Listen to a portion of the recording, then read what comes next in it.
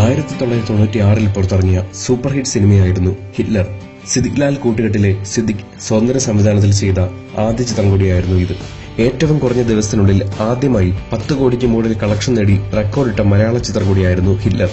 1996 വിഷു റിലീസായി പുറത്തിറങ്ങിയ ഹിറ്റ്ലർ 300 ദിവസത്തിന് മുകളിലാണ് കേരളത്തിൽ ജൈത്രയാത്ര നടത്തിയിരുന്നത്. ലാലിന്റെ നിർമ്മാണ സഹകരണത്തിൽ സിദ്ദിഖ് അണിയിച്ചൊരുക്കിയ പെങ്ങന്മാരെ പൊന്നുപോലെ സ്നേഹിക്കുന്ന ദുർവാശിക്കാരനും ശാഠ്യക്കാരനുമായ മാമംഗലത്ത് മാധവൻകുട്ടി എന്ന ഹിറ്റ്ലർ മാധവൻകുട്ടി ഇതാ തിരിച്ചുവരികയാണ്. മമ്മൂട്ടി ഹിറ്റ്ലർ മാധവൻകുട്ടിയായി തിരിച്ചുവരുമ്പോൾ ഇത്തവണയും സംവിധാന നിർവഹണം സിദ്ദിഖ് തന്നെ ആയിരിക്കും നിർവഹിക്കുക. ലാലും ചിത്രത്തിന്റെ പ്രധാന മേഖലയിൽ തന്നെ ഉണ്ടാകുമെന്നാണ് സൂചന. ഹിറ്റ്ലർ 1ാം ഭാഗത്തിന്റെ പ്രധാന നിർമ്മാതാവും ചിത്രത്തിന്റെ വിതരണവും ലാൽ തന്നെ ആയിരുന്നു. അതുകൊണ്ട് തന്നെ 2ാം ഭാഗത്തിലും ലാലിന്റെ മുഴുവൻ സഹകരണവും ചിത്രത്തിലുണ്ടാകുമെന്നാണ് പ്രതീക്ഷിക്കുന്നത്. ഹിറ്റ്ലർ 2ന്റെ ചർച്ചകൾ നടന്നുവരുന്നു. മമ്മൂട്ടിയെ കൂടാതെ മുകേഷ്, ജഗദീഷ്, ശോഭന, സായ്കുമാർ, MG സോമൻ, ഇന്നസെന്റ്, കൊച്ചിൻ ഹനീഫ, വാണി വിശ്വനാഥ് എന്നിവരായിരുന്നു ഹിറ്റ്ലർ 1ാം ഭാഗത്തിലെ പ്രധാന കഥാപാത്രങ്ങളെ അവതരിപ്പിച്ചത്.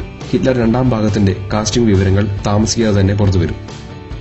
കൂടുതൽ സിനിമാ വിശേഷങ്ങൾക്കായി സബ്സ്ക്രൈബ് ചെയ്യൂ മൂവി ടാസിൽസ്.